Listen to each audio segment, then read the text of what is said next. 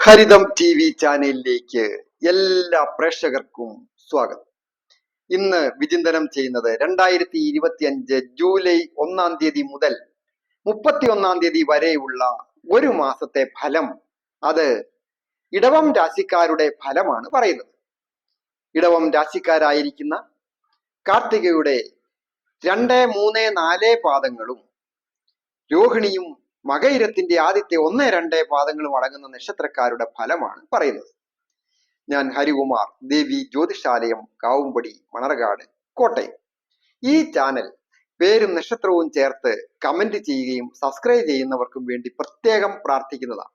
കൂടാതെ ജ്യോതിഷ കാര്യങ്ങൾക്ക് നേരിട്ട് വരികയോ ഫോൺ വിളിച്ച് ചോദിക്കുന്നതിനുമൊക്കെ അവസരമുണ്ടായിരിക്കുന്നതാണ്. ഇടവം രാശിക്കാരെ സംബന്ധിക്കുന്നിടത്തോളം ജൂലൈ മാസത്തിൽ വളരെയധികം അഭിവൃദ്ധികളും നേട്ടങ്ങളും എല്ലാം ഉണ്ടാകുന്ന ഒരു സമയമാണ്. അതായത് ലക്ഷ്മി കുബേര യോഗം. അത് അത്യപൂർവമായിട്ട് മാത്രം ഉണ്ടാകുന്ന ഒരു യോഗമാണ്. പ്രത്യേകിച്ച് ശുക്രന്റെയും വ്യാഴത്തിന്റെയും ബുധന്റെയും അതുപോലെ തന്നെ മറ്റ് ഗ്രഹങ്ങളുടെ ഒക്കെ ബലാബലം, ദൃഷ്ടി, ഇങ്ങനെയുള്ള കാര്യങ്ങളെയൊക്കെ ഈ ഒരു മാസത്തേനുള്ളത് വിലയിരുത്തിയപ്പോഴാണ് അപ്രതീക്ഷിതവും അത്യപൂർവവുമായ നേട്ടങ്ങൾ വന്നു ചേരും. അതുപോലെ തന്നെയാണ് ചില ക്ലേശങ്ങൾ, തടസ്സങ്ങൾ. അത് ഏതൊക്കെയാണ്, എങ്ങനെയാണ് അത് നീക്കേണ്ടത്, അതിന് ശ്രദ്ധിക്കേണ്ട കാര്യങ്ങൾ എന്തൊക്കെയാണ്, ശ്രദ്ധയോടും ക്ഷമയോടും വിട്ടുവീഴ്ചയോടും കൂടി ചെയ്യേണ്ടത് ഏതൊക്കെ രംഗങ്ങളിലാണ്, അതൊക്കെ പ്രതിപാദിച്ചുകൊണ്ടാണ് കാര്യങ്ങൾ പറയുന്നത്. ആരോഗ്യപരമായ കാര്യങ്ങളാണ് ഫസ്റ്റ്. അതായത് എപ്പോഴും നമ്മുടെ ആരോഗ്യം ശരിയായില്ലെങ്കിൽ പിന്നെ ഉണ്ടായിട്ട് എന്താണ് കാര്യം? ആരോഗ്യം പൊതുവെ നല്ല തൃപ്തികരമായിരിക്കും. രാശിയുടെ അധിപനായിരിക്കുന്ന ശുക്രൻ പൂർണ്ണ ബലവാനായിട്ട് നിൽക്കുന്നു. അത് ശരഭയോഗം എന്ന് പറയുന്ന അത്യപൂർവമായ ഒരു വലിയ യോഗമാണ്. വളരെ എത്ര ബുദ്ധിമുട്ടുണ്ടെങ്കിലും സുഖിമാൻ ആയിട്ട് ജീവിക്കുവാൻ ഉള്ള യോഗം തരുന്ന ഒരു മാസമാണ്. വളരെ ശ്രദ്ധിക്കേണ്ട ഒരു സമയമാണ്. മാളവിയ യോഗം, അതും ഈ മാസം അനുഭവിക്കാൻ സാധിക്കും. അങ്ങനെയൊക്കെ ഉള്ള പലവിധത്തിലുള്ള രാജയോഗങ്ങൾ ഒത്തുചേരുന്ന ഈ മാസം പല വിധത്തിലുമുള്ള നേട്ടങ്ങൾ വന്നു ചേരും ആരോഗ്യപരമായിട്ട്. അതുപോലെ തന്നെ ശ്രേയസ്സും യശസ്സും വന്നു ചേരുക, ഒന്ന് തേജസ് വർദ്ധിക്കുക, എപ്പോഴും ഒരു മേലാഴികയും ഒരു വയ്യാഴികയും ക്ഷീണവും അല്ലെങ്കിൽ ഒരു അലസത അതൊക്കെ വിട്ടുമാറി ഉന്മേഷവും തേജസ്സും വർദ്ധിക്കുന്ന ഒരു മാസമാണ്. അതുപോലെ തന്നെ പ്രവർത്തന രംഗത്ത് നല്ല വിജയങ്ങൾ വന്നു ചേരും. തൊഴിൽ രംഗം ഏതുമാകട്ടെ, ഈ മാസം ഈ നക്ഷത്രക്കാർ ഏർപ്പെടുന്ന കാര്യങ്ങൾക്ക് അപ്രതീക്ഷിതമായ ചില വിജയങ്ങൾ വന്നു ചേരും. അത് മെഡിക്കൽ രംഗങ്ങളിൽ ജോലി ചെയ്യുന്നവരായാലും IT മേഖലകളിൽ ജോലി ചെയ്യുന്നവരായാലും മറ്റ് സാങ്കേതിക വിദ്യകളുമായി ബന്ധപ്പെട്ട നിരവധി ജോലികളുണ്ടല്ലോ, അവയൊക്കെ പുരോഗതി പ്രാപ്തി. പ്രത്യേകിച്ച് കലാകാരന്മാരായിരിക്കുന്നവർക്ക് അഭിവൃദ്ധി വരുന്ന ഒരു മാസമാണ്. കലയുടെ കാരകനായിരിക്കുന്ന ശുക്രൻ പൂർണ്ണ ബലവാനായിട്ട് നിൽക്കുന്നു. അപ്പോൾ ധനസ്ഥാനമോ അത് വളരെയധികം ശ്രദ്ധിക്കേണ്ട കാര്യമല്ലേ. ധനസ്ഥാനത്ത് സർവേശ്വരകാരകനും സർവസമ്പത്പ്രദാത്രിയുമായിരിക്കുന്ന വ്യാഴം, അത് ഇടവം രാശിക്കാരെ സംബന്ധിക്കുന്നിടത്തോളം സർവ അഭീഷ്ടങ്ങളും സാധിക്കേണ്ട ഭാവത്തിന്റെ അധിപൻ കൂടിയാണ്. ആ വ്യാഴമാണ് ധനസ്ഥാനത്ത് നിൽക്കുന്നത്. കടം വാങ്ങുന്നതും കൊടുക്കുന്നതും ശ്രദ്ധിച്ചില്ല എങ്കിൽ വന്നു ചേരുന്ന മഹാലക്ഷ്മിയെ അടിച്ചോടിക്കുന്നതിന് തുല്യമായിരിക്കും. അതായത് സർവേശ്വരകാരകന് ഇടവം രാശിക്കാരെ സംബന്ധിക്കുന്നിടത്തോളം അഷ്ടമഭാവം എന്ന നാശസ്ഥാനത്തിന്റെ ആധിപത്യം കൂടി ഉള്ളതിനാൽ വന്നത് ഇരട്ടിക്ക് പോയാൽ എന്ത് ചെയ്യും? അപ്പോൾ വന്നെന്ന് പറഞ്ഞിട്ട് കാര്യമില്ല, രാജയോഗം ഉണ്ടെന്ന് പറഞ്ഞിട്ട് കാര്യമില്ല. വരുന്ന ധനം പിടിച്ചു ചെലവാക്കുകയും വേണ്ട രീതിയിൽ കാര്യഗ്രഹണ പാടവത്തോടുകൂടി കാര്യങ്ങളെ നിർവഹിച്ച് മനസ്സിലാക്കി പ്രവർത്തിച്ച് വിനിയോഗിച്ചാൽ ദീർഘനാളത്തേന് സന്തോഷകരമായി ജീവിക്കുവാനുള്ള ധനം വരും. മാതാപിതാക്കളോടൊത്ത് സ്വകുടുംബം ദമ്പതികളായിട്ടുള്ളവർക്ക് കുട്ടികളോടൊപ്പം ഒക്കെ ഗൃഹമൊന്ന് പുതുക്കി പണിയുവാനോ വാഹനം പുതിയത് വാങ്ങുവാനോ ആടയാഭരണങ്ങൾ വന്നു ചേരുന്നതിനും ഒക്കെ നല്ല ഭാഗ്യമുണ്ട്. അവസരങ്ങൾ വേണ്ട രീതിയിൽ വിനിയോഗിക്കുക. ഉപയോഗശൂന്യമായ സാധനങ്ങൾ വാങ്ങിച്ച് വീട്ടിൽ സൂക്ഷിക്കാതിരിക്കുക.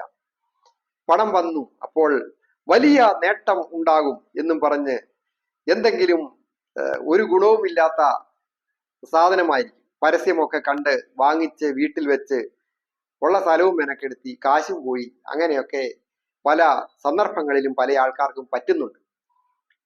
ഉദാഹരണം പറഞ്ഞാൽ ഒരു കാറ് വാങ്ങും. അവരവർക്ക് ഉപയോഗമുള്ള രീതിയിൽ അധികം കടം വരാതെ ഒരു കാറ് വാങ്ങുന്നത് നല്ലതാണ്. എന്നാൽ ഒരു ആഡംബര കാറ് വാങ്ങിയാലോ എത്ര വില കൂടുതലുള്ള വാഹനങ്ങളുണ്ട് ഇപ്പോൾ. അങ്ങനെ ഞാൻ ഒരു ഉദാഹരണം പറഞ്ഞു എന്ന് മാത്രം. അതുപോലെ ചെറിയ ചെറിയ കാര്യങ്ങൾക്കായാലും നമ്മുടെ കൊക്കിലൊതുങ്ങുന്ന രീതിയിൽ പ്രവർത്തിച്ചാൽ സന്തോഷകരമായിട്ട് ജീവിക്കുവാനായിട്ട് സാധിക്കും. ദമ്പതികളായിട്ടുള്ളവർക്കും ഏറ്റവും ഐശ്വര്യപൂർണമായ കാലം, അതായത് ദാമ്പത്യ കാരകനായിരിക്കുന്ന ശുക്രൻ ദാമ്പത്യ ഭാവത്തിലേക്ക് പൂർണ്ണമായ ദൃഷ്ടി ചെയ്ത് പൂർണ്ണ ദൃഷ്ടി സ്ഥിതിയും ഒരുപോലെയാണ് അനുഭവം കൊണ്ട്. അപ്പോൾ നല്ല അനുഭവങ്ങൾ ദാമ്പത്യ ജീവിതത്തിൽ വന്നു ചേരും. ഏജ് ഓവറായിട്ട് നിൽക്കുന്ന യുവതി യുവാക്കൾക്കായാലും ഒരു വിവാഹം വന്ന് വാക്കാകുന്നതിന് യോഗമുണ്ട്. സർവ്വ ഐശ്വര്യങ്ങളും വന്നു ചേരും കുടുംബത്തിൽ. സമാധാനം, സന്തോഷം. ഇന്നലെ വരെ കണ്ടാൽ മിണ്ടുകയില്ലാത്തവർ നിങ്ങളെ സമീപിക്കുകയും വിശേഷങ്ങളൊക്കെ അന്വേഷിച്ചു തുടങ്ങുകയും സഹായ ഹസ്തങ്ങൾ നീട്ടുക. അത് ധനം കൊണ്ട് മാത്രമല്ല. ഒരു ജോലി ഇല്ല എങ്കിൽ പുതിയ ഒരു ജോലിയിൽ പ്രവേശിക്കുന്നത് ദീർഘകാലത്തേക്ക് സുഖമായി ജീവിക്കുന്നതിന് ജോലി ഇല്ലാതെ പറ്റുകയില്ല.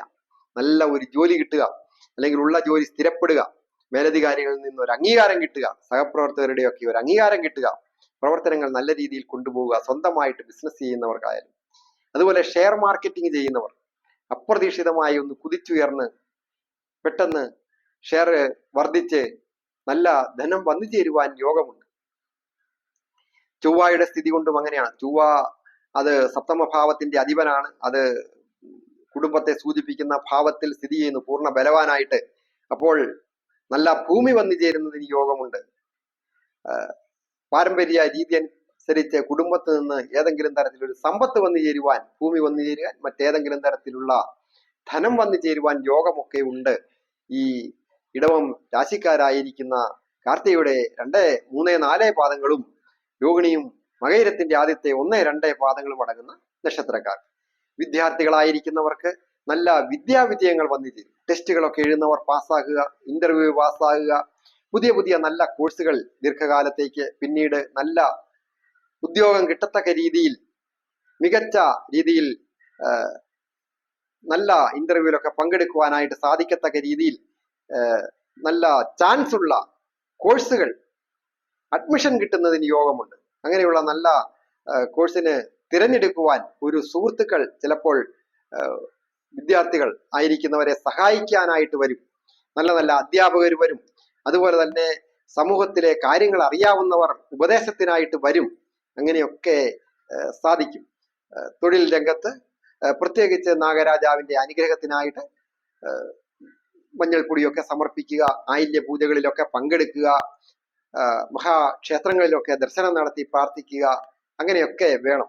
കൂടാതെ ദേവീക്ഷേത്രത്തിൽ ദർശനം നടത്തി പ്രാർത്ഥിക്കുന്നതും ശ്രീകൃഷ്ണ ഭഗവാനെ ഭജിക്കുന്നതും ഒക്കെ ദോഷങ്ങളെ ഇല്ലാതെയാക്കും. ഭക്ഷണ കാര്യങ്ങളിലും വളരെ ശ്രദ്ധിക്കണം. പ്രത്യേകിച്ച് സുഖം ഒക്കെ വർദ്ധിക്കുമ്പോൾ കൊള്ളുകേലാത്ത സുഹൃത്തുക്കളൊക്കെ വന്നുപെട്ട് ലഹരി പദാർത്ഥങ്ങളൊന്നും ഉപയോഗിക്കുവാൻ പാടില്ല. അതുപോലെ തന്നെ ഉല്ലാസയാത്ര പോകുന്നവര് ജലയാത്രകളൊക്കെ ഒഴിവാക്കണം. അസമയത്തെ യാത്രകൾ ഒഴിവാക്കേണ്ടതാണ്. പൊക്കത്തിലൊക്കെ കയറുന്നവര്, സ്ഫോടക വസ്തുക്കൾ കൈകാര്യം ചെയ്യുന്നവര്, മിലിറ്ററി ഓഫീസേഴ്സ്, അതുപോലെ പോലീസുകാര്, അവരൊക്കെ വളരെ ത്യാഗനിഷ്ഠയോടുകൂടി ജോലി ചെയ്യുന്നവരാണ്. മനോധർമ്മത്തോടുകൂടി ജോലി ചെയ്യുന്നതാണ്. അപ്പോൾ ഉത്തരവാദിത്തങ്ങൾ ഏറ്റെടുക്കുമ്പോൾ അധിക സാഹസികമായ കാര്യങ്ങളിലൊക്കെ ഏർപ്പെടുമ്പോൾ വളരെയധികം ശ്രദ്ധ അനിവാര്യമായിരിക്കുന്ന ഒരു സന്ദർഭമാണ്. അതുപോലെ മറ്റ് വിദേശത്തായിരിക്കുന്നവർക്കും, ഇപ്പോൾ പൊതുവെ ഈ രാശിക്കാർക്ക് വിദേശത്തായിരിക്കുന്നവർക്കും നല്ല ഒരു അനുകൂലമായിരിക്കുന്ന സമയമാണ്. എല്ലാവർക്കും നന്മ വരുവാനായിട്ട് പ്രാർത്ഥിക്കുന്നു.